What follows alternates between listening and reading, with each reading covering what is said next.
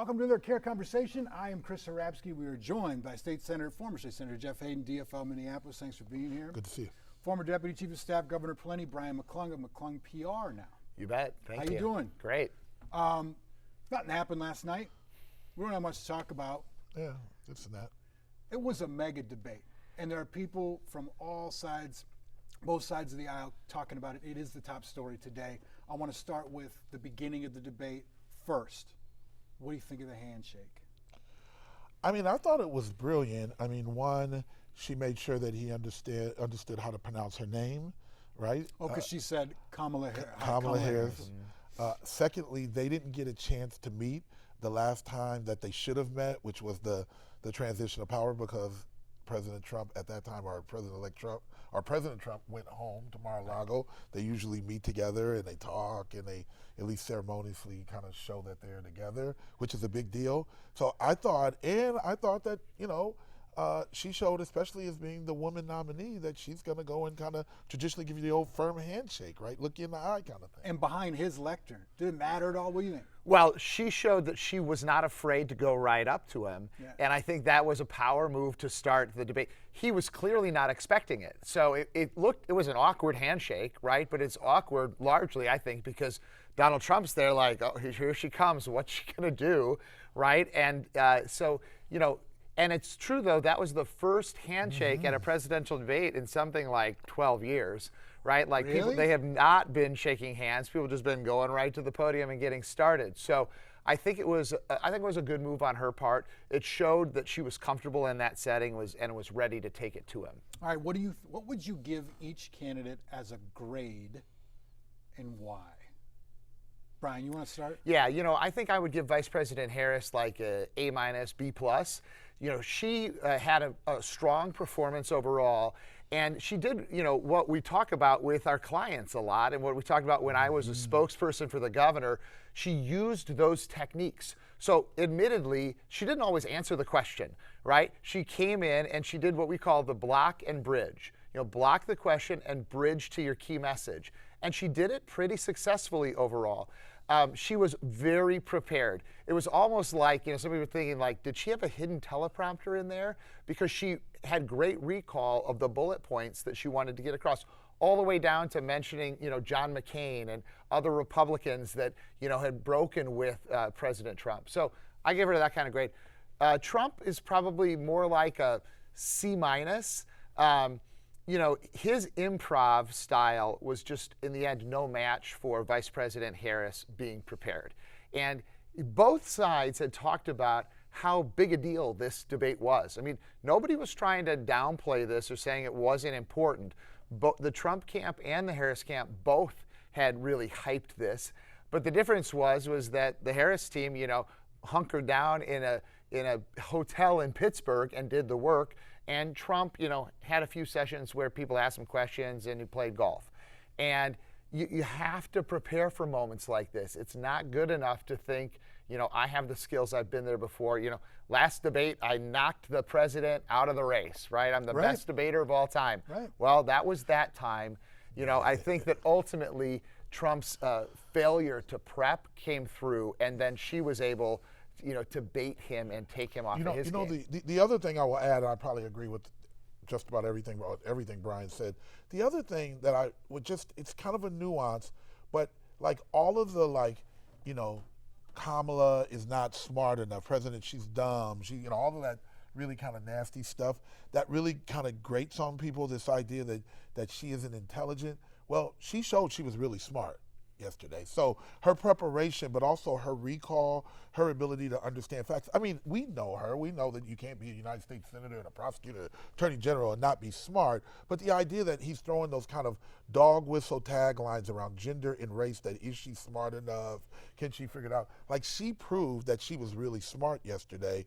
And conversely, the president, I think he believes like that stuff. When he says it enough, I actually think, to your point, Brian, that he thought he was just going to come in and kind of steamroll her, and that he didn't need to prep. He didn't need to prep because, one, he's so good, but secondly, she's not smart enough, right? Like, I think that he believes that. So you go C-? B plus? Yeah, I'd probably say she was closer to an A. She got kind of a C plus walking in the door and just being coherent, right? I mean, if we admit that. I mean, she had grew low from there. I standards? think she was really good to the point that even the techniques that Brian talked about, like questions that she knew that were going to be difficult, where she pivoted in a way that it was really disciplined, it was really smart, it was on message. I'd say former President Trump got a D, like a solid D. I mean, he started out his clearest kind of coherent thing was right in the very beginning when he talked about the economy, but then he fell off the tracks, and then when he fell off, Well, and at the end, the thing is, Donald Trump's closing statement was maybe his strongest part of the debate when he said, why haven't you done it in these past 4 years? You know, the Harris, on the side of the airplane, the Harris-Walz airplane, it says, a new way forward.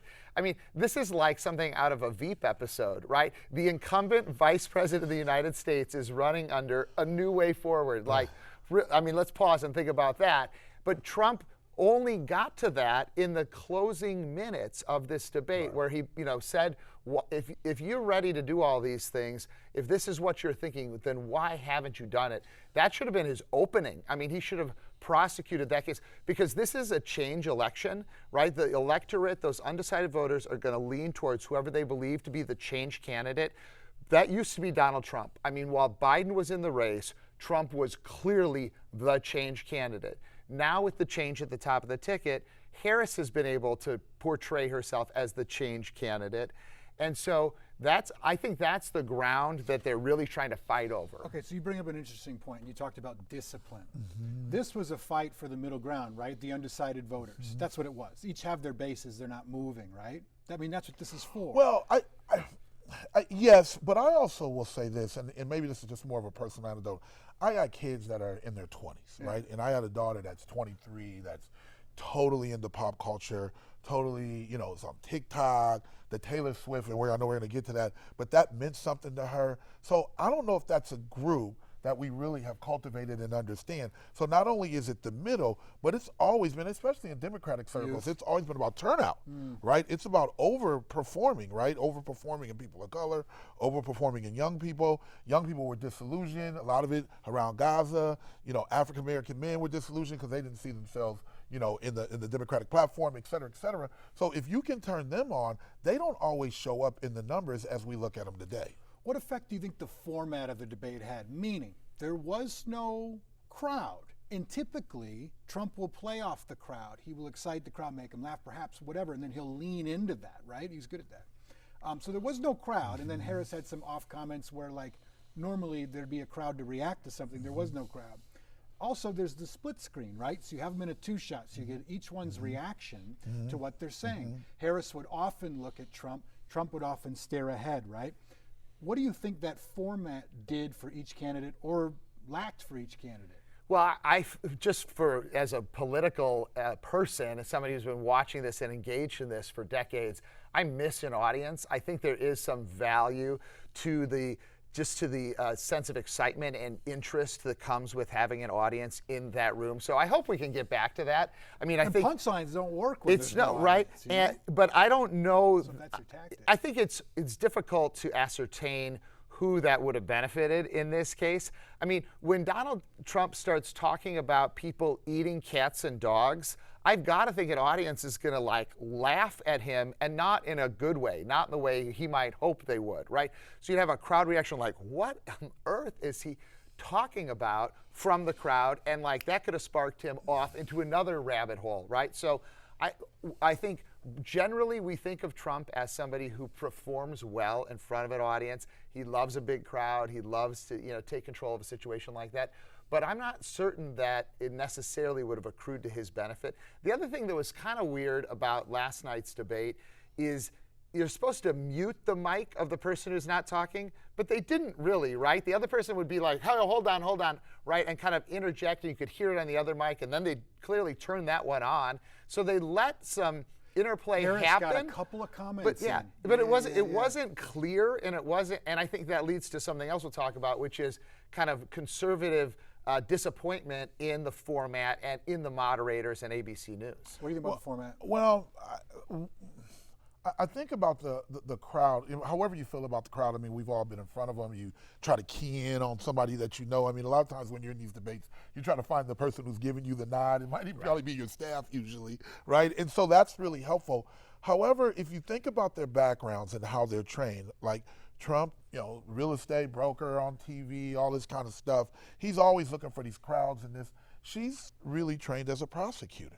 So she's trained, not that there's not people in the courtroom, but she's really trained at like kind of convincing the jury. It's very, you go to a courtroom, people can't have an outburst. They can't, if they do, they get admonished by the judge. I think that fit her style a lot better. One, she's disciplined, she practiced, she rehearsed, but she also is trained to kind of be clear and precise and not have to feed off of like big crowds in order to get her point across. Strategically, as a prosecutor, do you think she should have played more against Trump's criminal indictments, or just leave it with the one time she brought it up? I think she did a good job. I think what she understood was the retort to that was like, and I think Trump said it was like, oh, this is, weaponizing the Department of Justice against me. I think she just wanted to make it really clear what the record was and then move on to kind of her priorities, right? Counter question to you. Trump kept going back to the border, back to illegal immigration, and the numbers support him. I mean, he ran on that in 2016. He won on it. He's running on it again, and the data will show that he was much more effective in his positions on the border. Whether you agree with how he did it, that's not what I'm saying. The data is very clear that it was a more effective approach to stopping illegal immigration. He kept going back to it even in times where it may not have been necessary. But was that effective, do you think, to people who really care about that issue? Well, the issue, though, is, Trump kept returning to immigration, but he doesn't do a great job of explaining that his record is actually better than the Biden-Harris record on immigration. When he talks about immigration, he gets so emotional and he starts talking about it at this personal level. They're coming from insane asylums and they're criminals and they're this and they're that, and then they're eating cats and dogs, right? And it just kind of spirals. Whereas, from my perspective, if he were disciplined and he had practiced that, if he would talk about immigration from the facts and from, this is what we did when I was president, here's the numbers, here's how it worked. Since I've been out of office, the number of border crossings has skyrocketed, and this is what we're dealing with today. So that's the rub for me, is that even when he's got the winning point and winning argument, I don't think he did a good job of portraying that in a way that is going to bring more people to his side. Well, the other problem that the former president has is just dehumanizing people. So what he does, to Brian's point, what he does is he doesn't talk about it in terms of like what's really happening, how many people come over the border and how he stopped that, or what's his plan to curtail it. He goes after the human being. He calls them outside of their name. He calls them aliens. He says they eat dogs. He says, oh, Venezuela doesn't have a crime problem because every one of the folks are here. So you have a lot of people who are they don't like the idea that even if they don't want folks to be there, or even if there's issues, or even if there's not enough resources, I mean, we can have that argument about well, I don't know, there's a lot of jobs that go unfilled, and it seems like folks are, they're trying to figure out how to make a living and are really good human beings. He never acknowledges that. He never says hey, there's good people coming over here, they just need to get over here in the right way. He makes every single person that ever crossed the border, period, but much less illegally, as some sort of degenerate human being that is a parody of Hannibal Lecter or some really bad person. I don't think that that's effective for him. I think it's effective for those who believe that, but I don't think that's getting that middle that you're looking for. How different? You bring up an interesting point about the personal attacks, and he does. He makes things personal, and so did she. It's such a different tone and tenor than 30, 40, 50, 60 years ago in presidential debates where policy ruled. It always did. Show me a path. It was not personal. Explain what debates used to be like for young folks who maybe are used to this now, and then tell me which style you think is more effective. Well, there is a corollary of some kind of the personal in presidential debates, in the history of presidential debates, that worked, but it was much more subtle than it is today. So my key example of that is, The last time we only had one presidential debate in a presidential election year since the debates began in 1960 was in 1980 when Ronald Reagan debated incumbent President Jimmy Carter, and it was days before the election. It was very close to Election Day. And this is the debate where Reagan would kind of roll his eyes at Carter and say, like, well, there you go again, right? So this is like he was personalizing, like, there you go again. Same old thing, same old story, it's not working. And where Reagan delivered the "Are you better off than you were 4 years ago?" line. So they were personal in that sense of like, it's this person is failing you, but it wasn't the like, you know, this kind Biden of hates like it hates you. You don't know what Israel's race not you going to are. exist Yeah. if you're president. You know, just this kind of like, Yeah. you're terrible kind of thing. Well, the other thing is like, you know, someone brought this up, you know, all the stuff you read. Apparently he didn't say her name one time. Oh, really? Right. Like he didn't say Kamala Harris. He just said Vice President. her, you know, like our vice president. So what former President Trump fell into is really this kind of stereotypical white, with all due respect, white, male, dominant, I don't have to call you by your name, right? There's a long history. There was subtle dog whistles. Well, she There's a called long- them racist. Right. Well, yeah, and there's a she brought long up points. and there's a long history of like, for instance, you know, the Pullman porters called every one of those folks George because white men didn't want to get to know their names, even though that they were traveling with them every day. Like there's real deep history about I'm gonna go back to that word again, dehumanizing, not calling me by my name, but just calling me boy or calling me whatever. And so I think that this when you just another nuance to having a conversation, the way that they had the conversation, it's not only they hurled names at each other, it just wasn't very respectful to each other in their positions as former president, Madam Vice President, and all the things that we're trained to do. A lot of the conservative talk on X afterward was about how unfair they thought that the presentation was. A lot like the hashtag was 3-on-1. I think Megyn Kelly, the former Fox News host and NBC employee, talked about 3-on-1. She thought it was I think she said, quote, disgrace, the job that ABC and the moderators did. In your circles, what was the Republican talk?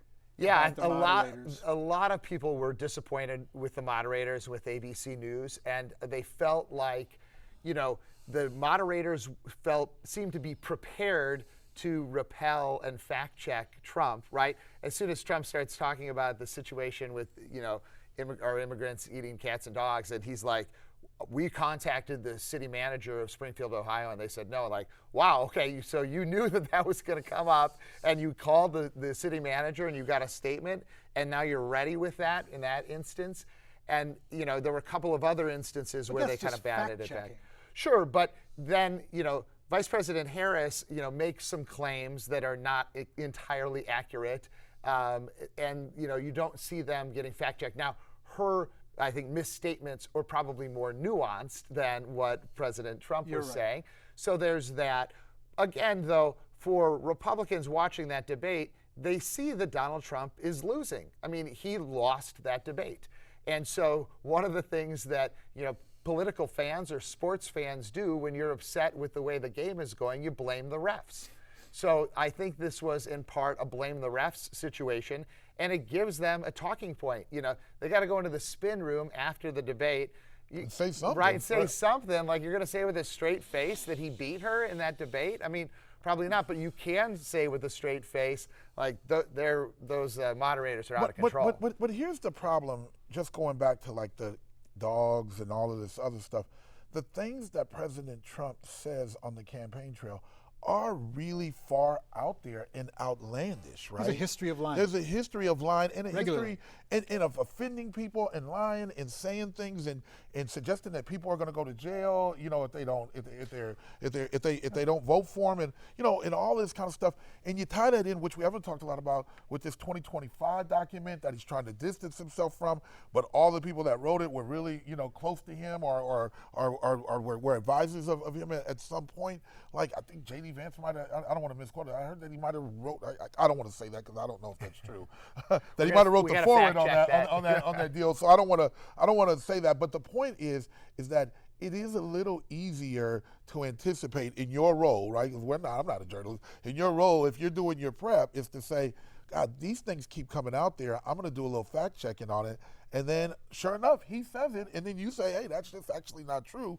This is really dangerous to say that, right? He said a lot more inaccuracies and or lies than she did yesterday. But she had inaccuracies as well. Right. So you're But saying what was it, though? What was it? I'm not the Well, fact that's checker. my point. right? I put you on the Yeah, exactly. I put you on the spot Right. because no, it's no, like no, no. it's She nuance, flip-flopped- right? She You know? flopped on fracking in 2019. She Right. said that she would ban it. In 2020, she said, no, I would not ban it. She didn't explain herself on that.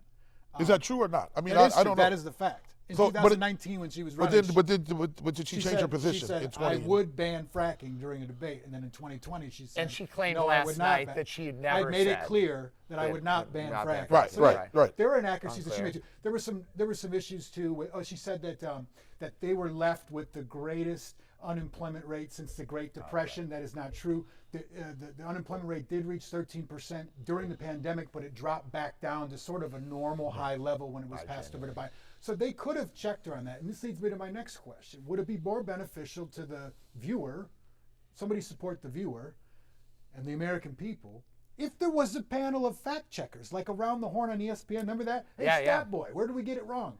And you go to like somebody who, after every question, or maybe during a commercial break, can be like, all right, you got this wrong, you got this wrong, you got this wrong, you got this wrong, you got this wrong. Right, Like, why not? like a group of political have the internet. scientists, maybe not journalists, because we all dislike journalists except for you, of course. Chris. And so you have like 3 people from universities over here at a table, and they're ready to fact check and speak up. Yeah, maybe. But I'm for that. here's the problem with that. Like when I was in the legislature, I would get like there'd be some controversial thing on like like the cans and what's in the can, like the chemical that's in a can of green beans. One guy would say it's not harmful, it's fine, we figured it out. The other person said it's absolutely harmful, it's an endocrine disruptor, and they both have PhDs. So the question is, how do you get a group of folks that everybody would believe that says that this is what the facts are? Maybe it's really clear on something like if they said it and they spun, but it's still like really nuanced, and I Nuance is think you hard. lose people, right? Nuance is hard. I think saying that like a whole bunch of Haitian immigrants in Springfield, Ohio, were eating dogs and cats is pretty easy to like fact check, right? Like I think that's It's easy to fact check inflation. It's easy to fact check Right. those things they talked Right. about. What came up afterward was Taylor Swift right after. And Yeah. people were like, oh, here we go with Taylor Swift. Yeah. No, it was a big deal. It's a big deal. She came out and she backed Harris and she said rather eloquently why. Right. I mean, objectively. And for people who are like, who With her cat. cares what Taylor Swift says? Well, she's got like 300 plus million followers. Right. And when she says something, people kind of snap to it. She changed the NFL. Taylor Swift changed the NFL. What do you think that means for this campaign? Does it mean anything? Does it mean nothing? Your thoughts? Well, once again, I had a 28-year-old son, but a 23-year-old daughter who is absolutely half Swiftie, half Beyonce kind of person. Has been to both of their concerts. Matter of fact, I wrote a check for one of them for her graduation, and it wasn't cheap. It means a lot to her. They follow it, they watch it. They digest their news in kind of these samples, but they take deep dives in terms of people like Taylor Swift and others around the culture, right? Like they really listen and believe. And I thought that Taylor did it, regardless if you like her or not, or regardless if you agree with her, she did an excellent job to not just say, oh, I'm just supporting, Kamala Harris. She said why she did so. And let me just say this J.D. Vance single Catwoman deal and other statements like that actually really offends a lot of people. And that symbolism of her showing the world with her standing there with her cat. She signed meant it, single something. cat lady or whatever. Well, and I want to highlight the local angle. I mean, she called out Harris's selection of Tim Walz. as her running mate as an important factor, right? And so shout out Minnesota. He was And- blushing. Right? He was on a cable network. He was on afterwards. MSNBC Live, and they read Yep. it to him when it was, was happening, blushing. right? Yeah. So, I mean, that's a big deal. But she's the biggest influencer in the world. And in the public relations business, we are always looking for influencers and people to share a message. And so anybody would want to have Taylor Swift, sign up for their team. Okay, as professionals who have done this before, how do you prepare for a debate, and what's it like in the midst of one? Because someone who has not debated and more reported, to me, it just seems like you go up there and you spout your facts. But last night sort of proved no, there's a huge chess match happening, and there's transitions, and there's points to be made and counter checks. Like, how should both candidates prep for this, and like, how does that work behind the scenes in setting it up? Yeah, so I prepared Governor Pawlenty for, I think it was half a dozen debates when he ran for re-election in 2006. And then I was part of his team that prepared him for debates when he was running for president. And so this, Tim Pawlenty is a political nerd of all time, right? Like, he's a guy, he's an attorney, you know. Say that kindly. Right? Exactly. Very, with a lot of fondness. But he takes it very seriously, and he's a policy wonk, and we would spend a lot of time. We kind of would do it in 2 layers, right? The policy layer first, like in all of these issue areas, let's understand the broad policy perspective. Let's understand what you've done on those policies, and let's understand what your opponents have done on those policies, so you can talk through that. And then after you're through that policy side of it, then it's the what are the zingers, what are the one-liners, how are we going to frame up how we want to structure this debate and look for our winning opportunities and moments to deliver messages that are going to So stick you pepper them with opponent stuff? Oh yeah. Is that what you did too? Well, then? and I would say that, like, ours were like more candidate forums because they were smaller and local. But on the Senate floor or on the House floor, where you had to be prepared, you had big bills, had the minimum wage bill and all this stuff. I told you about this earlier. We actually we had to go through committee, so we looked at every single question that was asked, and we made sure that we could answer those questions. And so we had the zingers, and we figured out what we wanted to do, but we also made sure that we anticipated what the opposition was going to say and how we were going to kind of work our way through it. That's really important, and it takes a lot of time and a good staff. Yeah. Should they debate again?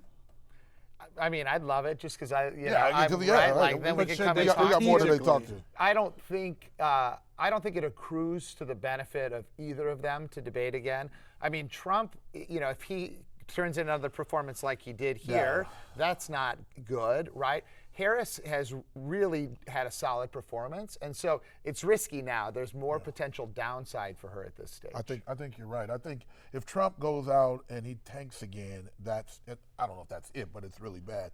But he's now in the inverse position that she was. He has to walk in and just do a little bit better and stay a little more disciplined, which I don't think he can. But if he does, then he's going to look much better and he's going to kind of recuperate. Senator Jeff Hayden. Thank you. Brian Good to McClung. see you. Appreciate having you guys, man. You're a good duo. And by the way, Hayden, and McClung would probably be a good legal name if you guys ever want to start a law firm or some kind of firm. Hayden, and McClung would be good. Thanks for being here, guys. Always appreciate it. Thanks for joining us on the CARE Conversation. You catch us on KARE 11+ and YouTube as well. We try to do this about every week, and we hope you appreciate the casual nature in which we talk about politics. Appreciate you being here. Don't be afraid to comment on social media because we read them and we react to them, and we like your opinion. We appreciate it.